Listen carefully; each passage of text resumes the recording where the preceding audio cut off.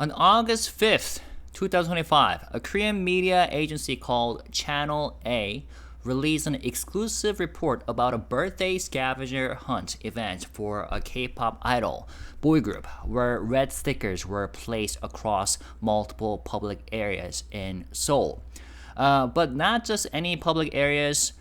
These were facilities located within the protected zone around Hanyangdoseong, which is a registered national heritage site. The stickers, placed without permission, left visible marks and residue, which is a clear violation, especially given the sensitivity of cultural preservation in Korea, according to the report. So here's the full report. Exclusive. Idol birthday stickers found on heritage site facilities in Seoul, reported by Channel A, August 5, 2005, around 7:30 p.m. KST. Recently, a birthday event for a popular K-pop idol took place, but now it's under fire because part of the celebration involved placing stickers on protected cultural heritage sites without permission, and they weren't properly removed afterward. A man is seen walking along the Hanyangdoseong trail. He attaches something to the back of a signpost and takes a photo before walking away. Another CCTV camera captures him again, this time with a friend, both attaching something and quickly disappearing. Upon close inspection, the object is revealed to be a red sticker. This was part of a scavenger hunt birthday event for a male idol group member. Stickers were hidden at 26 locations across Seoul, and fans who found them would win personal items from the idol. But the problem lies in where the stickers were placed. They were attached to near the Hanyang City Wall, Hanyangdoseong, which is a government-designated historical site, and these areas fall under protection zones. And they got an interview with Seoul World Heritage Registration Team Leader Shin Young-moon, who said, "We confirmed stickers at least 4 different locations. Since these were attached to facilities within cultural heritage protection zones, we plan to formally request that the company prevent any future incidents like this." Footage obtained by Channel A also shows the facility manager's shocked reaction upon discovering the stickers. And they said, the Channel A actually inserted audio, "The people who planned this must be out of their minds. It's a cultural heritage site. 계획한 사람들도 제정신이 아니지, 문화재에다가." And the report continues, "This is one of the actual facilities where the birthday sticker was found. As you can see below, traces of the sticker are still clearly visible." Now, according to Channel A, the idol's agency responded by saying, "The external event company, meaning the third-party external event company, proceeded with the event without proper communication. We sincerely apologize for not managing this more carefully." And that was the report by Channel A. Now, here are the YouTube comment reactions. They're blaming the third-party company, but clearly they chose the locations. What were the singer and SM even thinking? Yeah, so it turns out, we'll talk more about this, but yeah, the company in question is SM Entertainment. And another comment, stickers on cultural heritage without proper checks, and then they just shift the blame to the external company. SM, go clean it up yourselves. Another comment, agency, SM, idol, NCT Mark. And yeah, it turns out that it was for a birthday of NCT member Mark. Blaming the parlous event company again. Are they out of their minds? SM should apologize immediately, and that singer should be kicked out. Oh, that was a harsh comment. The agency and idol both seem out of their minds. Wasn't NCT the group where one member had to leave because of a sex crime? Yeah, I will briefly talk about that at the end of this video. From Mark's video, it looked like he personally planned the event and chose the locations. Totally thoughtless, the poor site manager. This Canadian guy sticks things on Korean heritage sites and speculates in Korean real estate. Wow. This kind of sounds like a racist comment, which I do not appreciate at all, and I just wanted to point that out. Putting stickers on cultural assets, that's next level thoughtless, unreal. Huh. No matter how much you love someone, don't give them a scandal for their birthday. I thought SM was a major label, but the fact that they included protected areas in their event and didn't even ask for permission, kind of pathetic. Is this normal in the entertainment industry? Of course, it's a Korean American again. Why don't you go put stickers on heritage sites in your own country? Yeah, but okay, so first of all, public outrage. Seems like people are angry about this whole event. But before going any further, let's be clear about one thing. Criticism of poor planning and lack of accountability is fair, I would say. But racial targeting is not. Among the many valid concerns raised online, and a few comments crossed the line. Especially those referencing the artist's nationality in ways that felt unnecessarily hostile or xenophobic. Calling someone out for violating a regulation or mismanaging a public event is one thing, but statements like, why don't you go stick things on your own country's heritage sites, or this Canadian guy speculates on our real estate, are kind of is not helpful. They're discriminatory and they risk derailing the conversation entirely. So I don't appreciate that. And this should not be about where someone is from. It should be about what was done and who was responsible and how the situation is being handled. So speaking of which, yes, it turns out that this event was organized by NCT member Mark, a member of the SM Entertainment boy group NCT, in celebration of his birthday. Now, on August 2nd, Esquire Korea posted this on their Instagram account, saying, "마크님, you really went all out for your fans. We're falling in love all over again." Today, on his birthday, NCT's Mark surprised fans with the scavenger hunt all across Seoul. From searching for personal items to the hilarious lookalike contest, it's clear how much this idol cares about his fans. Leave a warm birthday message for Mark in the comments. And then, they also included this, says, look for the red stickers placed across Namsan Park, Chamon Hangang Swimming Pool, and Seoul Forest. Now, Mark also posted the following official story slide on Instagram. Found and marked announcement. I guess the name of the birthday scavenger hunt project was found and marked. Scavenger hunt locations: Namsan Park, items 1 to 9. Chamon Hangang Swimming Pool, items 10 to 18. Seoul Forest, items number 19 to 26. How to join? Check the map on Mark's feed. Find and mark stickers. Inside each sticker is a card with a prize code. Scan the QR code, agree to the privacy terms, and enter your info. Mark's cherished item will be delivered to your door. Okay, that sounds like a clever event. Except it wasn't being handled wisely. Now, Mark also uploaded a video. So first of all, he uploaded these posts to explain about this whole project and telling them about the directions, about where they can find these stickers, and these hidden gifts. Now, Mark also posted a video explaining the event in both Korean and in Korean. So he said, 네, 안녕하세요. 26살 마크입니다. 정말 생일 때마다 항상 많은 사랑을 주신 시진이에게 올해는 제가 뭔가를 특별하게 줄 수 있는 게 뭐가 있을까 해서 보물찾기 이벤트를 기획을 한번 해봤는데요. 저의 가장 소중하고 퍼스널한 애장품 26살인 만큼 26개에 맞춰서 준비를 해봤는데요. 지금으로부터 9시간 뒤 아침 9시부터 6시까지 진행이 되는 보물찾기 이벤트인데요. 여러분들이 찾아야 할 것은 바로 이거입니다.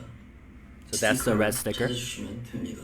이 위치와 힌트들의 디테일한 인포메이션은 바로 램 계정 통해서 봐주시면 될 것 같고요. 혹시라도 너무 덥다 싶으면 그늘 밑에서 좀 쉬어가면서 재밌게 안전하게 해주셨으면 좋겠고요. Hope you guys have fun. Yay! Yeah, so he said, "Hi everyone, I'm Mark, and I just turned 26. Every year on my birthday, you guys always give me so much love. So this time, I wanted to do something special for you. I planned a scavenger hunt event and prepared 26 personal items, one for each year of my life. The event runs from 9 a.m. to 6 p.m., starting 9 hours from now. What you're looking for is this, the sticker. For detailed location hints, check out the REM account. And if it feels too hot out there, please rest in the shade and stay safe. Hope you guys have fun." Yeah, REM account is another account of Mark, I think. So, although SM Entertainment issued a short apology stating, by the way, yeah, this is the red sticker found at Mark. And he also posted this on the REM Instagram account, and that was the red sticker that Channel A referred to in their report, right here, and the residue.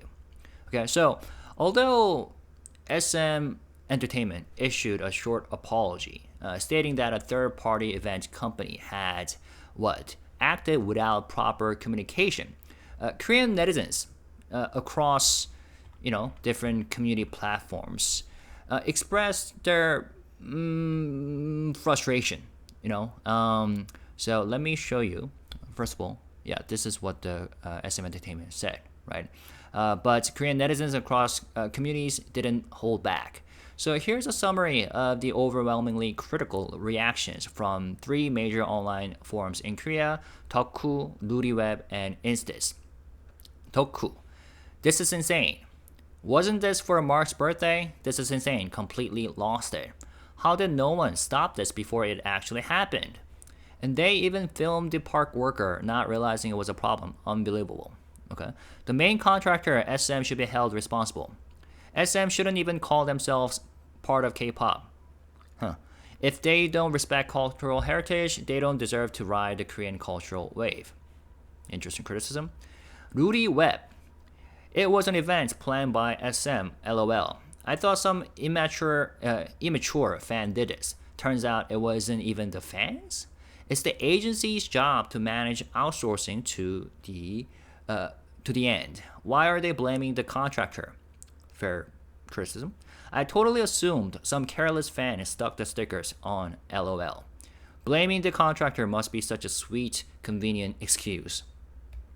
And here's Instas.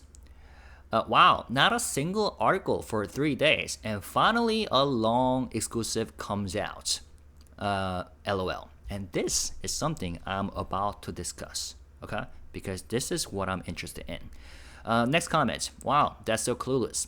Oh, it was in the news before, huh? SM, stop messing around already. They did that to a heritage site. Are they out of their mind? It's one thing to stick them without permission, but doing it at Hanyangdoseong with non-removable stickers that leave marks? Unreal." Oh, that's actually accidental wordplay. Leaving marks. SM announced and confirmed the locations themselves, yet they blame the outsourcing company.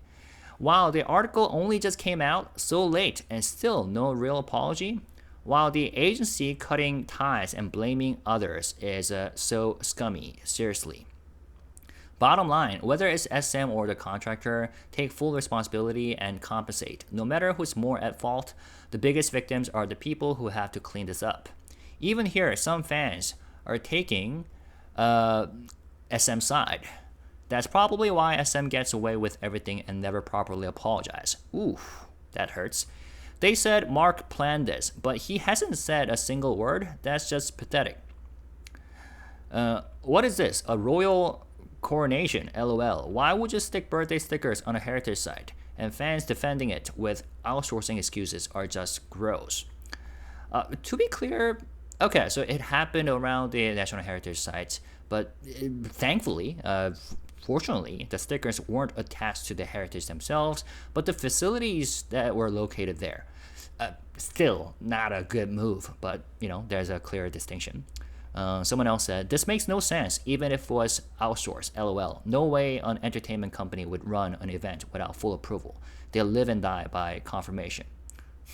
Okay, this is seriously off-putting. Why not do it in your country instead of sticking things on someone else's cultural heritage? Okay, yeah, another kind of xenophobic comment.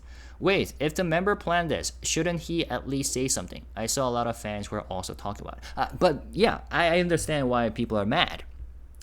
And, cultural heritage is kind of a very sensitive issue in Korea, given the history where Korea suffered attacks from, other countries.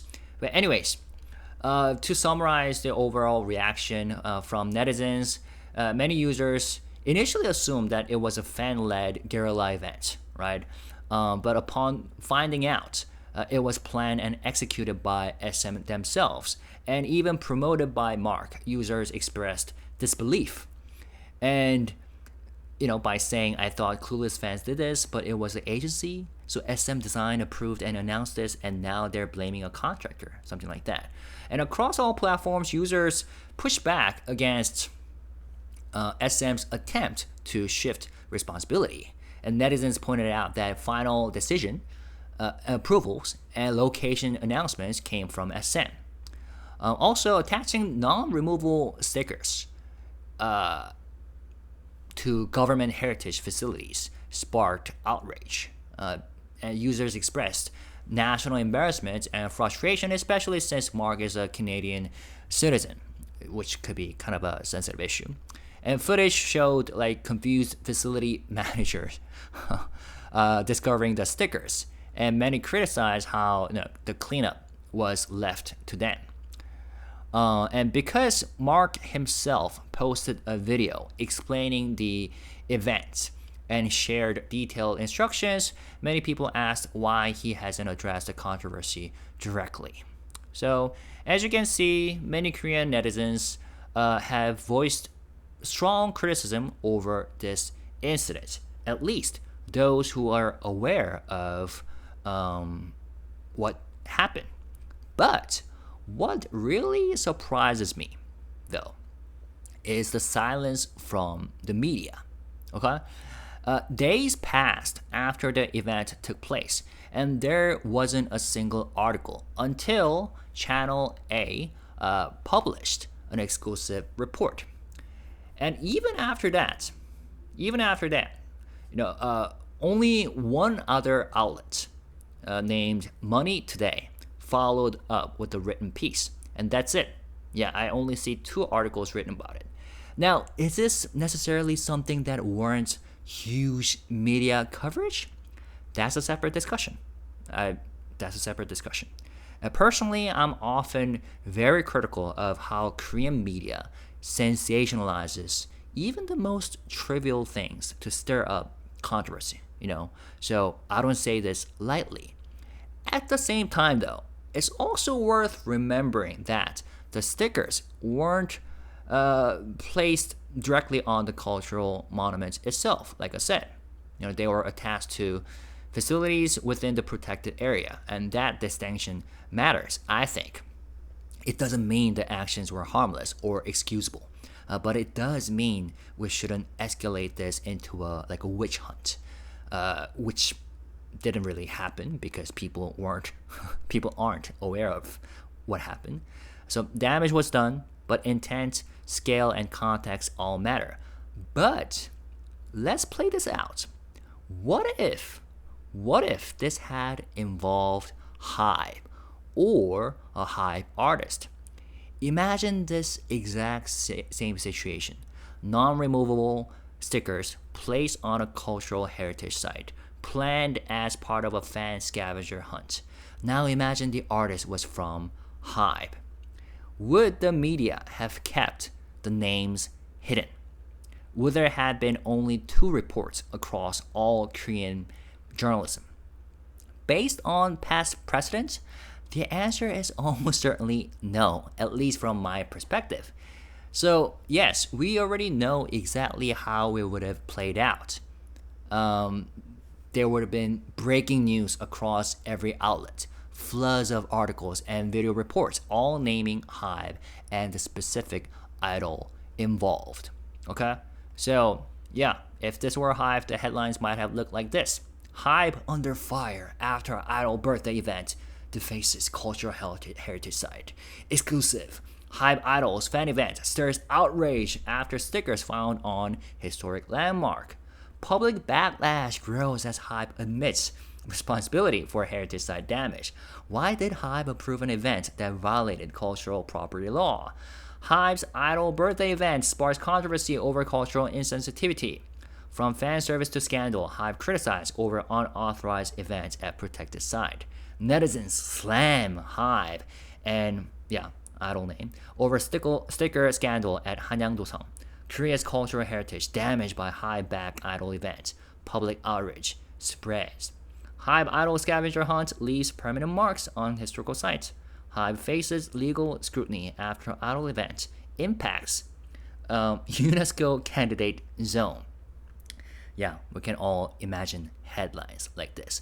Now compare this to how Channel A and Money Today reported this event.